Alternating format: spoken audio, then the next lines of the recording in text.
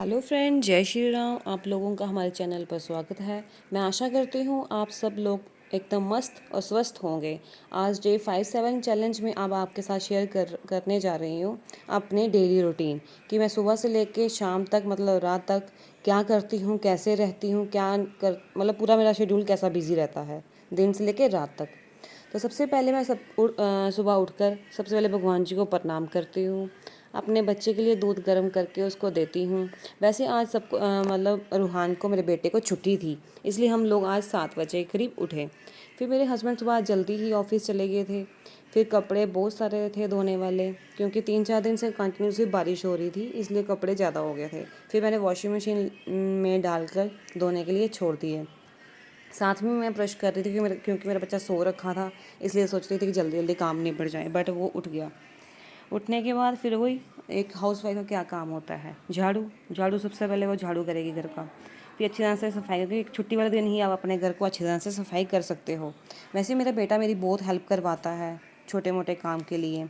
मम्मा आपके कपड़े पकड़ा दूँ, मम्मा मैं झाड़ू पकड़ा दूँ, ये कर दूँ, वो कर दूँ, छोटे छोटे मोटे काम वो मेरी हेल्प करता है, मतलब छोटे मोटे काम में। साथ में कपड़े धुल रहे थे, फिर दूध वाला भी आ गया। आज जल्दी ही आया क्योंकि आज मौसम ख़राब था। सारा दिन मेरा बेटा मेरे पीछे घूमता रहता है। फिर मैंने यहाँ पे दूध लो फ्लेम पे गर्म करने के लिए छोड़ दिया। फिर जो घर में सामान बिखरा हुआ था, फिर वो सारा सामान समेट कर घर की सफाई कर दी। फिर बाहर जाकर देखा तो पानी बरसना शुरू हो गया था, और हमारी गली में इतना पानी हो गया था कि बाहर निकलना मुश्किल हो गया था हम लोगों के लिए, क्योंकि मेन एंट्रेंस सीधी है तो उधर ही पानी बड़ा रुका हुआ था। फिर यहाँ पे रूहान बारिश को देख के बहुत खुश हो रहा था। फिर हम अंदर आके कपड़े जो धुल चुके थे हमारे, उनको पानी से निकाल कर मतलब ड्रायर में डालकर सुखाने के लिए छोड़ दिए। यहाँ पे मैंने कपड़े ड्रायर में डाल दिए। उसके बाद लास्ट काम था पोछा लगाना, जो कि मैंने वाइपर के साथ किया।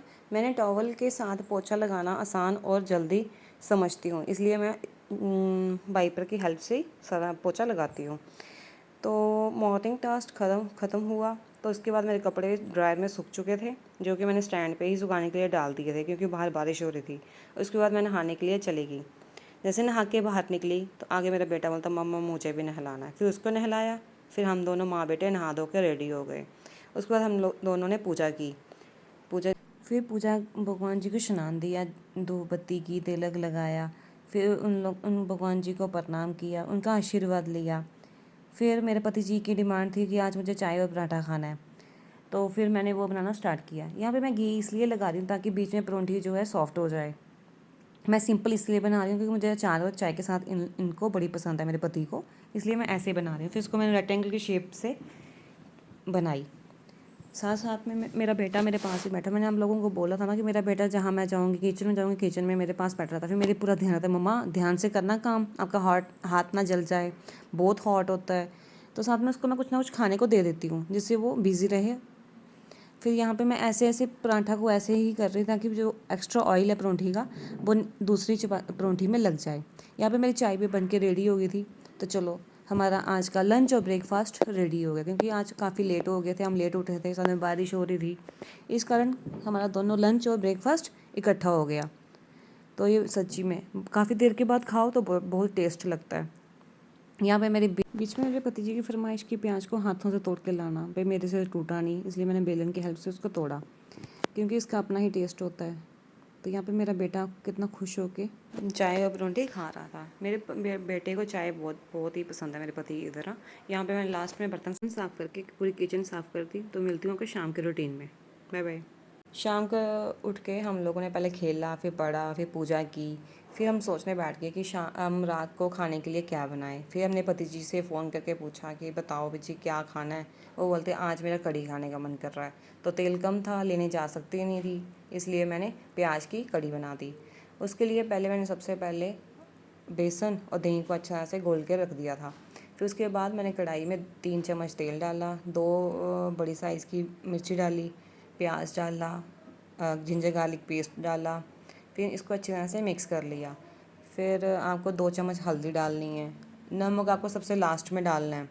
फिर इसमें 1 चम्मच गरम मसाला डालना है।